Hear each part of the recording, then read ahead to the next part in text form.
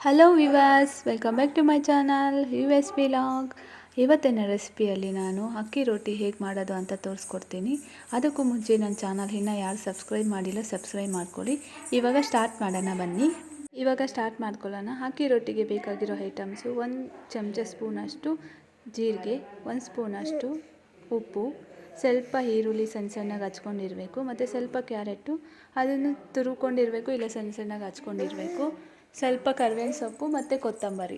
ಇಷ್ಟೆಲ್ಲ ಹಾಕಿದ ಮೇಲೆ ಸ್ವಲ್ಪ ಅಕ್ಕಿ ಹಿಟ್ಟು ಸೇರಿಸ್ಕೋಬೇಕಾಗತ್ತೆ. ನಾನು 10ರಿಂದ 15 ಚಪಾತಿ ಆಗುವಷ್ಟು ಅಕ್ಕಿ ಹಿಟ್ಟನ್ನು ಸೇರಿಸ್ಕೊತಾ ಇದ್ದೀನಿ ಅಳತೆ ಪ್ರಕಾರ. ಅದಕ್ಕೆ 2 ಕಪ್ ಆಗುವಷ್ಟು ಅಕ್ಕಿ ಹಿಟ್ಟನ್ನು ಇದರಲ್ಲಿ ಹಾಕ್ತಾಯಿದ್ದೀನಿ. ನೋಡಿ, 2 ಕಪ್ ಅಕ್ಕಿ ಹಿಟ್ಟನ್ನು ಇದರಲ್ಲಿ ಹಾಕಿದ್ದೀನಿ. ಇದಕ್ಕೆ ಬೇಕಾದಷ್ಟು ಖಾರ, 1 ಸ್ಪೂನಷ್ಟು ಖಾರ ಇದಕ್ಕೆ ಆ್ಯಡ್ ಮಾಡ್ತಾಯಿದ್ದೀನಿ ನಾನು. ನೋಡಿ, 1 ಸ್ಪೂನಷ್ಟು ಖಾರ ಇದಕ್ಕೆ ಆ್ಯಡ್ ಮಾಡಿದ್ದೀನಿ.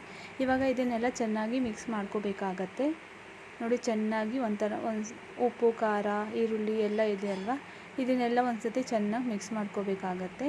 ಮಿಕ್ಸ್ ಮಾಡ್ಕೊಂಡು ಸ್ವಲ್ಪ ಎಣ್ಣೆ ಹಾಕ್ಕೊಂಡು ಇನ್ನೊಂದು ಸತಿ ಮಿಕ್ಸ್ ಮಾಡ್ಕೋಬೇಕಾಗತ್ತೆ. ಅದೇ ರೀತಿ ನೀರು ಹಾಕ್ಕೊಂಡು ಸ್ವಲ್ಪನೇ ಚಪಾತಿ ಹಿಟ್ಟಿಗೆ ಹೆಂಗೆ ಕಲಿಸ್ಕೋತೀವೋ ಅದೇ ಥರ ಕಲಿಸ್ಕೋಬೇಕಾಗತ್ತೆ. ಇದಕ್ಕೆ 1 ಸ್ಪೂನಷ್ಟು ಎಣ್ಣೆ ಸ್ವಲ್ಪ ಮುಂದಿರಬೇಕಾಗತ್ತೆ, ಗಟ್ಟಿ ಇರಬಾರ್ದು, ತೊಟ್ಟೋದಲ್ವಾ. ನೋಡಿ, ಇವಾಗ ನಾನು ಚಪಾತಿ ಹಿಟ್ಟು ಥರನೇ ಅಕ್ಕಿ ಹಿಟ್ಟನ್ನು ಕೂಡ ಚೆನ್ನಾಗಿ ನಾದ್ಕೋತಾ ಇದ್ದೀನಿ. ಎಣ್ಣೆ ಹಾಕ್ಕೊಂಡು ಮಧ್ಯದಲ್ಲಿ ಸ್ವಲ್ಪ ಎಣ್ಣೆ ಹಾಕ್ಕೊಂಡು ನೀರು ಹಾಕ್ಕೊಂಡು ಎಲ್ಲ ಚೆನ್ನಾಗಿ ನಾದ್ಕೋತಾ ಇದ್ದೀನಿ.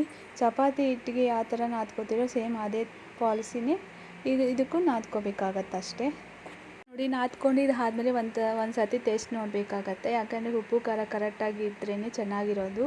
ಸ್ವಲ್ಪ ಹೆಚ್ಚು ಕಡಿಮೆ ಆದ್ರೂ ಅಷ್ಟೊಂದು ಚೆನ್ನಾಗಿರಲ್ಲ ರೊಟ್ಟಿ ಅಲ್ವಾ. ಅದಕ್ಕೆ ಉಪ್ಪು ಖಾರ ನೋಡಿಕೊಂಡು ರೆಡಿ ಮಾಡಿಕೊಂಡು ಇದನ್ನು ಚೆನ್ನಾಗಿ ನಾದ್ಕೋಬೇಕಾಗತ್ತೆ. ಎಣ್ಣೆಯಲ್ಲಿ ಒಂದು 5 ನಿಮಿಷ ಹಾಗೆ ಊರಿಡಬೇಕಾಗತ್ತೆ. ಅಂದರೆ ಪ್ಲೇಟ್ ಮುಚ್ಚಿ ಒಂದು 5 ನಿಮಿಷ ಸೈಡ್ಗೆ ಇಟ್ಬಿಡೋಣ, ಹೆಂಚ್ಕಾಯೋವರೆಗೂ. ನೋಡಿ, ಒಂದು 5 ಮಿನಿಟ್ಸ್ ಸೈಡ್ಗೆ ಇಟ್ಬಿಟ್ಟಿದ್ದೀನಿ. ನೋಡಿ, ಇವಾಗ ಅಕ್ಕಿ ರೊಟ್ಟಿ ಎಷ್ಟು ಸ್ಮೂತಾಗಿದೆ. ಚಪಾತಿ ಹಿಟ್ಟು ಥರನೇ ಇದೆ, ಬಟ್ ಸ್ವಲ್ಪ ಸ್ಮೂತಾಗಿದೆ ಅಷ್ಟೇ. ಇದೇ ಕ್ವಾಂಟಿಟಿಯಲ್ಲಿ ನೀವು ನಾದ್ಕೋಬೇಕಾಗುತ್ತೆ. ಈಗ ನಮಗೆ ಆದಷ್ಟು ಬೇಗ ರೊಟ್ಟಿ ಆಗಬೇಕಂದ್ರೆ ಫಸ್ಟ್ ಉಂಡೆ ಕಟ್ಕೊಬಿಡೋಣ.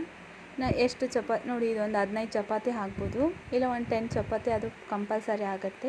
ನೋಡಿ, ಫಸ್ಟ್ ಉಂಡೆ ಕಟ್ಕೊಬಿಡ್ತಾ ಇದ್ದೀನಿ. ನಾನು ನಿಮ್ಗೆ ತೋರಿಸೋದಕ್ಕೋಸ್ಕರ 4 ಉಂಡೆ ಕಟ್ಕೊಂಡು ತೋರಿಸ್ತೀನಿ. ನೋಡಿ, ಇದೇ ರೀತಿ ಉಂಡೆ ಕೈಗೆ ಸ್ವಲ್ಪ ಎಣ್ಣೆ ಹಚ್ಕೊಂಡು ಇದೇ ರೀತಿ ಉಂಡೆ ಕಟ್ಕೊಂಡು ಸ್ಮೂತಾಗಿರುತ್ತೆ. ಅಕ್ಕಿ ಹಿಟ್ಟಲ್ವ, ಸ್ಮೂತಾಗಿ ಬರುತ್ತೆ. ರೌಂಡ್ ಶೇಪ್ ಥರ ಉಂಡೆ ಕಟ್ಕೋಬೇಕಾಗುತ್ತೆ. ನೋಡಿ, ಇವಾಗ ಸದ್ಯಕ್ಕೆ ನಾನು 4 ಉಂಡೆ ಕಟ್ಟಿದ್ದೀನಿ.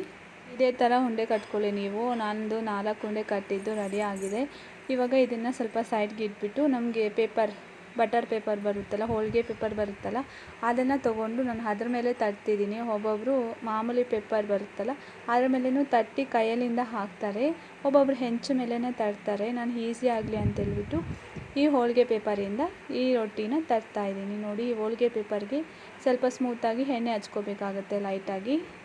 ನೋಡಿ, ಎಣ್ಣೆ ಹಚ್ಕೊಂಡು ಒಂದು ಉಂಡೆ ಕಟ್ಟಿದ್ದೀನಲ್ವ, ಒಂದು ಉಂಡೆ ಎತ್ಕೊಂಡು ಅದನ್ನು ಚೆನ್ನಾಗಿ ಈ ಥರ ರೌಂಡ್ ಶೇಪಲ್ಲಿ ಎಷ್ಟು ತೆಳ್ಳಗೆ ಬೇಕೋ ಅಷ್ಟು ತೆಳ್ಳಗೆ ನಾದ್ಕೋಬೋದು ನಾವು. ಎಷ್ಟು ತೆಳ್ಳಗೆ ಬೇಕೋ ಅಷ್ಟು ತೆಳ್ಳಗೆ ತಟ್ಕೋಬೋದು ನಾವು. ಇಲ್ಲ ಮಂದಕ್ಕೆ ತಿನ್ನೋರಿರ್ತಾರೆ, ಅವ್ರು ಸ್ವಲ್ಪ ಮಂದಕ್ಕೆ ತಟ್ಕೊಳ್ಳಿ, ನೋ ಪ್ರಾಬ್ಲಮ್. ನಾನು ತಟ್ಕೋತಾ ಇದ್ದೀನಿ ರೌಂಡ್ ಶೇಪಲ್ಲಿ, ತೆಳ್ಳಗೆ ತಟ್ಕೋತಾ ಇದ್ದೀನಿ.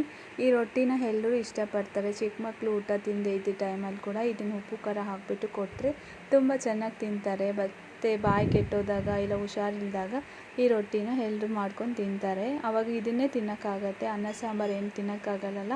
ಆ ಟೈಮಲ್ಲಿ ಇದನ್ನು ಈಸಿಯಾಗಿ ಮಾಡ್ಕೊಂಡು ತಿನ್ಬೋದು.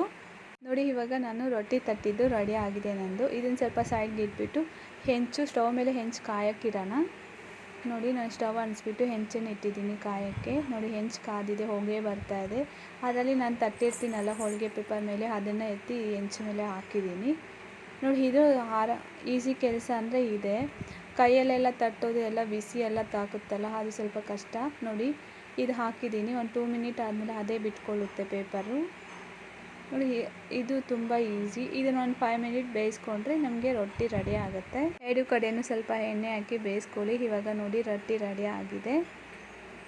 ಇದೇ ಥರ ನೀವು ಒಂದು ಸತಿ ಟ್ರೈ ಮಾಡಿ. ಈಸಿ ಮೆಥಡು, ತುಂಬ ಚೆನ್ನಾಗಿರುತ್ತೆ, ಟೇಸ್ಟಿ ಆಗಿರುತ್ತೆ ರೊಟ್ಟಿ. ಇದಕ್ಕೆ ಬೇಕಾದರೆ ಪಕ್ಕದಲ್ಲಿ ಚಟ್ನಿ ಎಲ್ಲ ಯೂಸ್ ಮಾಡಿಕೊಂಡು ನೀವು ತಿನ್ಬೋದು. ಈ ವಿಡಿಯೋ ಅನ್ನೋದು ನಿಮ್ಗೆ ಇಷ್ಟ ಆದರೆ ಒಂದು ಲೈಕ್, ಕಾಮೆಂಟ್ ಮಾಡಿ, ಪಕ್ಕದಲ್ಲಿರೋ ಬೆಲ್ ಐಕನ್ನ ಕ್ಲಿಕ್ ಮಾಡಿ, ಸಬ್ಸ್ಕ್ರೈಬ್ ಮಾಡ್ಕೊಳ್ಳಿ. ನೋಡಿ, ಯಾವ ಥರ ಬಂದಿದೆ ನನ್ನ ರೊಟ್ಟಿ, ನೀವೇ ಒಂದು ಸತಿ ಕಾಮೆಂಟ್ ಮಾಡಿ. Thank you so much.